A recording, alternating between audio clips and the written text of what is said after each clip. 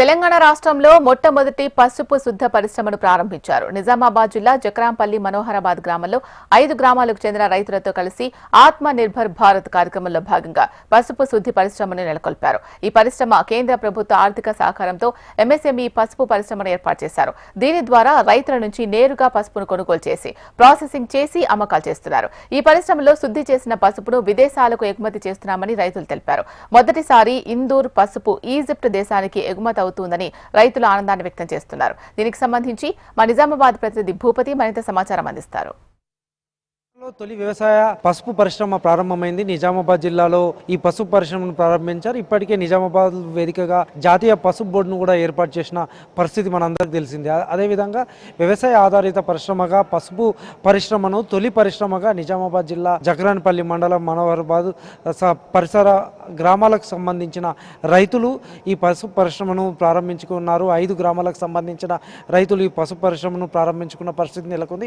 ఇక్కడ రైతులు ఉన్నారు, అదేవిధంగా దీనికి సంబంధించిన ప్రతినిధులు ఉన్నారు. వీరితో మాట్లాడించే ప్రయత్నం చేద్దాం. తిరుపతి రెడ్డి గారు, చెప్పండి, ఈ పసుపు పరిశ్రమ ప్రారంభించడానికి గల కారణం ఏంటి? పసుపు పండించే రైతు దళారీ పాలు కావద్దు. పసుపు పండించే రైతు ఈ పసుపును విలువ ఆధారిత ఉత్పత్తి చేసి మార్కెట్లకు తీసుకెళ్ళినట్టయితే రైతు వ్యాపారస్తుడు కావాలి. కేంద్ర ప్రభుత్వం ఆత్మనిర్భర్ అభియాన్ పథకంలో భాగంగా ఎంఎస్ఎంఈ స్కీమ్ ద్వారా 90% సబ్సిడీతో తెలంగాణలో ఒకే ఒక టర్మరిక్ క్లస్టర్ ఇవ్వడం జరిగింది, శాంక్షన్ చేసిరు. అది నిజామాబాద్ జిల్లా జక్రాంపల్లి మండలం మనోహరాబాద్ గ్రామంలో 5 గ్రామాల రైతులు 500 మంది రైతులు కలిసి ఏర్పాటు చేసుకోవడం చాలా శుభసూచకం.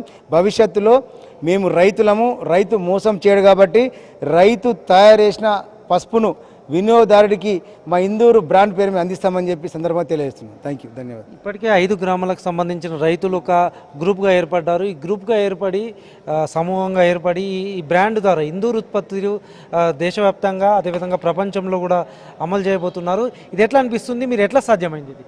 యాక్చువల్లీ చాలా గర్వంగా ఫీల్ అవుతున్నాం. ఒక రైతు బిడ్డగా మనమే పంట పండించడం కాకుండా మార్కెటింగ్ అమ్ముకునే తెలుసు, కానీ ఇప్పుడు నేడు ఈ యొక్క ప్రొడక్ట్ కూడా మేము కూడా ఉత్పత్తి చేసి అమ్మగలుగుతున్నాం అంటే మా అందరికి చాలా గర్వకారంగా ఫీల్ అవుతున్నాం. ఇప్పటికే దేశంలోని పలు ప్రాంతాల్లో ఇందూర్ బ్రాండ్ వెళ్తుంది. విదేశాల్లో కూడా ఈజిప్ట్తో పాటు ఇతర దేశాలతో ఒప్పందం చేసుకున్నారు. ఎట్లా అనిపిస్తుంది? చాలా గొప్ప ఉంది. ఇప్పుడే ఇందాక చెప్పినట్టు ఈజిప్ట్ దేశంకి ఎగుమతి చేయబోతున్నాం. రాను కాలంలో కూడా మిగతా ఇంకో 4-5 దేశాలు కూడా వారితో కూడా సమస్యలు చేస్తున్నాము.